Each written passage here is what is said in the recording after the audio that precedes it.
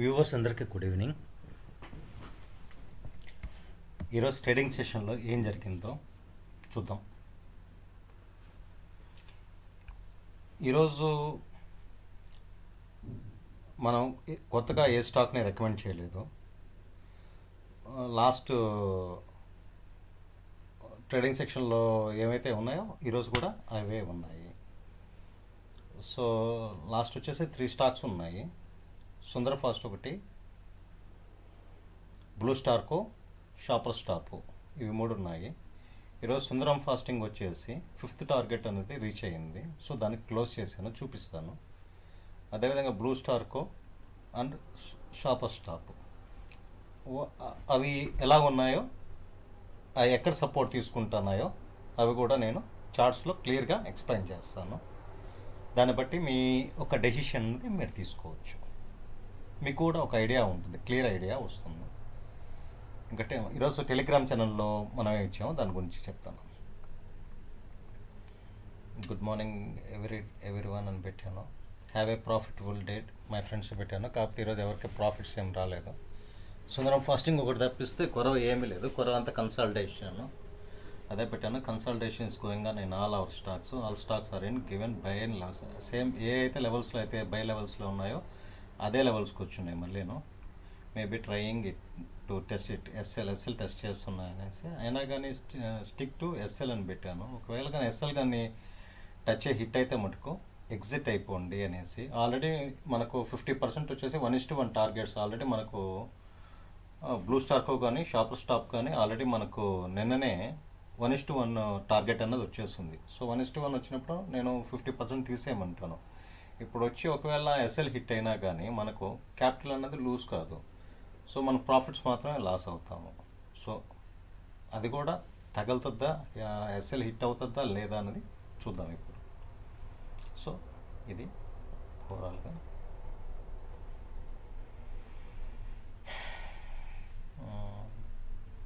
First సుందరం fasting అన్నట్టుగా. సుందరం fasting క్లియర్గా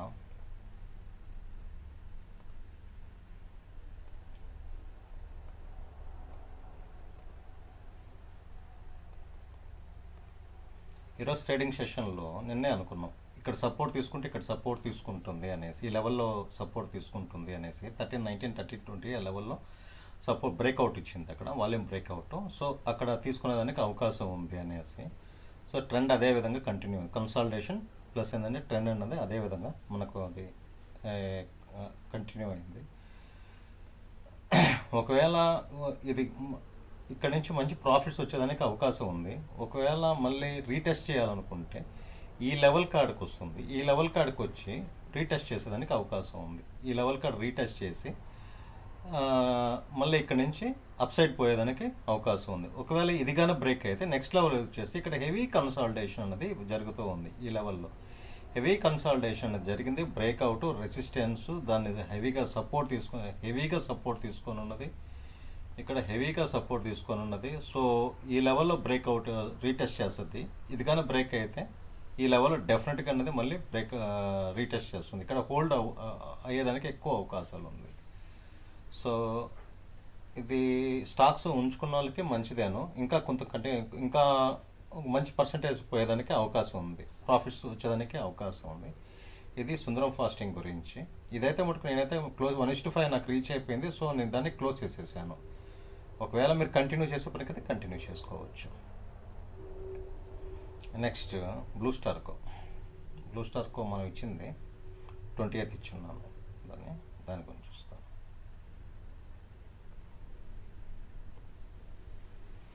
so ఇది బ్లూ స్టార్ గురించి. బ్లూ స్టార్ ఈరోజు కంప్లీట్గా కన్సాలిడేషన్ మీదే ఉంది. కంప్లీట్గా ఎక్కడైతే సపోర్ట్ లెవెల్, ఎక్కడైతే రెసిస్టెన్స్ దాని బ్రేక్అవుట్ ఇచ్చిందో అక్కడి నుంచి మళ్ళీ ఒక సర్టన్ రేంజ్ వరకు పోయి మళ్ళీ సేమ్ అదే లెవెల్కి వచ్చేసి కంటిన్యూస్గా నెంబర్ ఆఫ్ టైమ్స్, ఒకటోసారి, రెండోసారి, మూడోసారి, మళ్ళీ ఇక్కడ మళ్ళీ లోపల అదే ఛానల్ లోపల రీటెస్ట్ లోయర్ టైర్ ఫ్రేమ్స్లో చూస్తే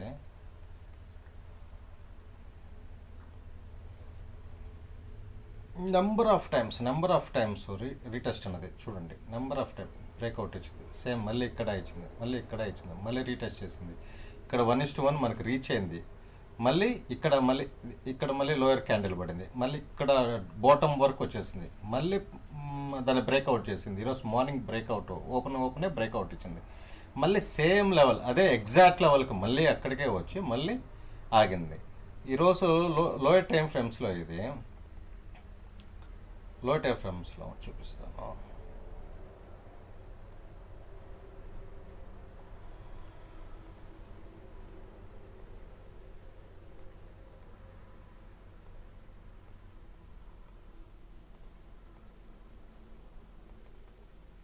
ఈరోజు సెషన్లో వాల్యూమ్ అన్నది కంటిన్యూస్గా ఇక్కడ 125కి వచ్చేసి వాల్యూమ్ అనేది బిగ్ క్యాండిల్ పడ్డది. దాని తర్వాత last half an hour around 3 o'clock నుంచి కంటిన్యూస్గా వాల్యూమ్ అనేది ఇక్కడ హెవీగా జనరేట్ అయ్యింది. బిగ్ వాల్యూమ్ క్యాండిల్ అయితే ఫామ్ కాల, కాకపోతే లాస్ట్ హాఫ్ అన్ అవర్ మటుకు కంటిన్యూస్గా ఒక రేంజ్లో చూడండి. యావరేజ్ మీద ఇది పెడితే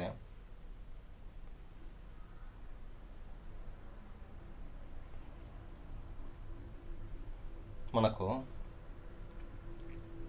ఈ వాల్యూమ్ అనేది లాస్ట్ హాఫ్ అన్ అవర్లో కంటిన్యూస్గా ఒకే రేంజ్లో వాల్యూమ్ అనేది జనరేట్ అయింది. అది స్టార్టింగ్ ఎక్కడ 24th జనరేట్ అయింది. అదే విధంగా దాని తర్వాత అప్ అండ్ డౌన్స్ అయింది, కానీ ఫ్లక్చువేషన్స్ అయింది, కానీ కంటిన్యూస్గా అనేది మనకి జనరేట్ కాల. ఇక్కడ లాస్ట్ హాఫ్ అన్ అవర్ ముందుకు మనకు హెవీగా వాల్యూమ్ అనేది జనరేట్ అయింది. సో అది డైరెక్షన్ తీసుకునేదానికి అవకాశం ఉంది, ఏదైనా పాజిటివ్ ఆర్ నెగిటివ్ ఏదైనా కానీ డైరెక్షన్ తీసుకునేదానికి అవకాశం అయితే క్లియర్గా ఉంది. లాస్ట్ 10 minutes క్యాండిల్ పాజిటివ్గా ఉంది కాబట్టి వాల్యూమ్ జనరేట్ అయింది కాబట్టి నేను అనుకోవడం మటుకు డెఫినెట్గా అది పాజిటివ్ సైడే ఉంటుంది అని నేను అనుకుంటున్నాను. చూద్దాం రేపేం జరుగుతుందో చూద్దాము. క్లియర్ సపోర్టు,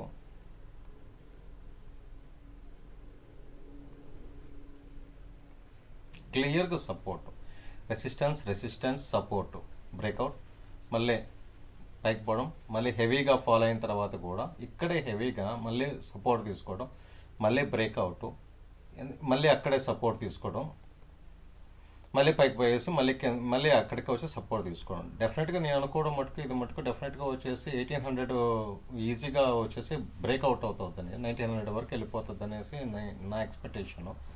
కానీ ఏది గ్యారంటీ లేదు, చూడాలా. నిఫ్టీ అనేది రేపు పాజిటివ్గా, ఈరోజు నిఫ్టీ బ్యాంక్ నిఫ్టీ బాగా పాజిటివ్గా ఉన్నా కానీ ఇదైతే మటుకు కన్సాలిడేషన్ మోడ్లోనే ఉన్నది. ఇది చూద్దాం రేపు ఏమవుతుందో చూద్దాం.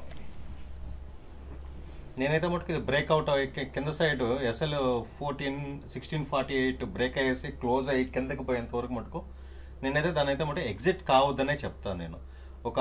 ఇంకా 1648 తర్వాత కూడా 0.5% వరకు దాన్ని బఫరింగ్ ఇవ్వమని చెప్తాను, ఛాన్స్ ఇచ్చేదానికి చూడండి అని చెప్తాను నేను. ఎందుకంటే ఇది ఒక్కసారి మళ్ళీ మనము డైలీలో చూసినా కానీ ఇది లాస్ట్ 2-3 months నుంచి బ్యూటిఫుల్ స్టాక్. ఇది ఎప్పుడు బ్రేక్అవుట్ ఇచ్చినా కానీ హైయర్ హైస్ని బ్రేక్అవుట్ చేస్తూ పోతూ ఉంది. చేసినా కానీ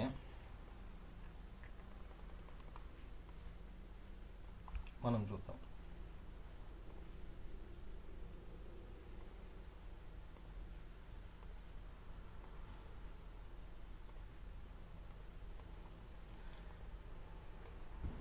సో చాలా బాగుంది ఈ స్టాక్, క్లియర్ వ్యూ ఇస్తూ ఉంది. ఇది ఇప్పుడు నేను డైలీ టైం ఫ్రేమ్ పెట్టున్నాను.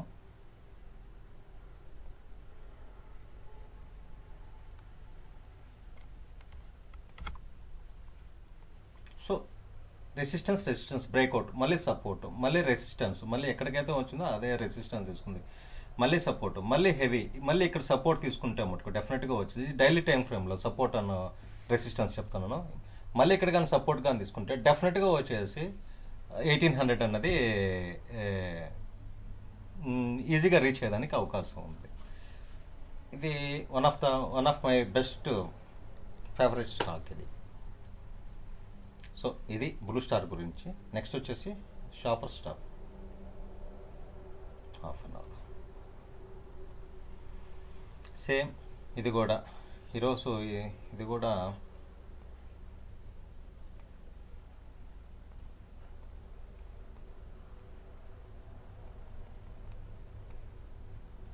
ఇది కూడా ఏం చేంజెస్ అయితే ఏమీ లేదు. ఇది కూడాను తక్కువ ఈరోజు ఎంత పర్సెంట్ పెరిగింది, ఇది వచ్చేసి 0.84% అంటే 6 రూపీస్, 6.5 రూపీ అంత మనకు పాజిటివ్గా ఉంది. అదేం పెద్ద ఏం కాదు. అది కూడాను ఇది ఓపెనింగ్ హైలో ఓపెన్ అయింది. ఓపెనింగ్ హైలో ఓపెన్ అయ్యేసి మళ్ళీ అదే సపోర్ట్ లెవెల్ కాడ మళ్ళీ సపోర్ట్ తీసుకొని మళ్ళీ ఇంక అక్కడి నుంచి బౌన్స్ బ్యాక్ అయింది. ఇది కూడా చూడాలా అంటే ఇది 746 బ్రేక్ అయ్యి కిందకి వచ్చేంత వరకు దీన్ని కూడా హోల్డ్ చేయమనే చెప్తాను. ఇది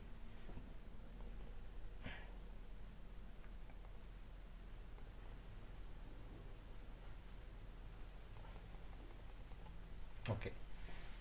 ఈరోజు కొత్త స్టాక్స్ ఏమి రికమెండ్ చేయలేదు. ఈరోజు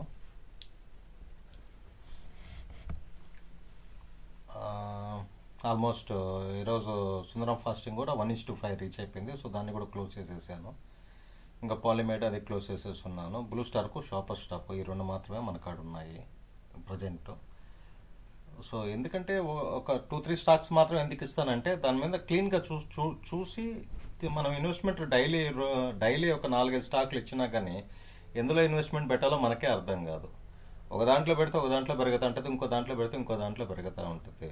సో మంత్లీ మనకు 10 స్టాక్స్ మనకు సెలెక్ట్ చేసుకున్నా కానీ చాలు, క్లీన్గా ఉంటుంది. సో 10 స్టాక్స్ సెలెక్ట్ చేసుకుని ఒకటి క్లోజ్ అయిన తర్వాత ఇంకోటి క్లోజ్ అయిన తర్వాత ఇంకోటి ఇట్లా పెట్టుకుంటూ పోతూ ఉంటే మనకు ఇన్వెస్ట్మెంట్ కూడా ప్రాపర్గా ప్లాన్ చేసుకోగలం. అట్లా కాకుండా డైలీ ఒక 4-5 స్టాక్లు ఇచ్చేయమంటే ఇచ్చేసేయచ్చు. ఒక 4ట్లో ఒక 2 సక్సెస్ అయ్యి 2 ఫెయిల్యూర్ అయినా కానీ 2 SL తగిలినాయి, 2 వచ్చేసి 1:5 1:10 తగిలినాయి అని మనం చూపించుకునే దానికి బాగుంటుంది. కానీ ఇన్వెస్ట్ చేసేదానికి నేనే చేయలేను. ఎంత ఇన్వెస్ట్మెంట్ ఉన్నా కానీ డైలీ ఒక 4 స్టాక్స్లో ఇన్వెస్ట్ చేయాలంటే అది ఎవరి వల్ల కూడా కాదు.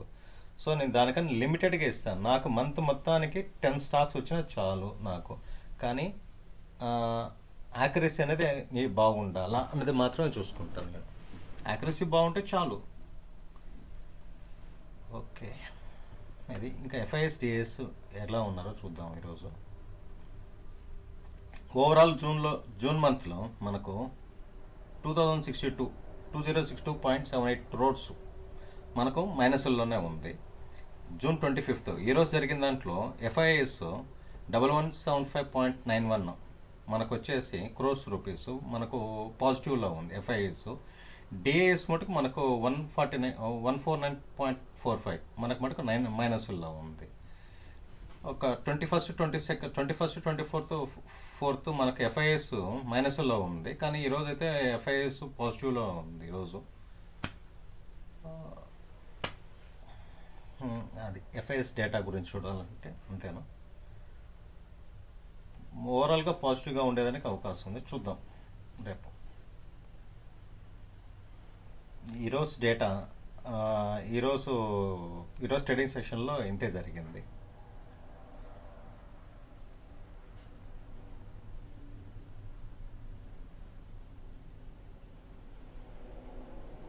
ఇంకా okay, thank you very much.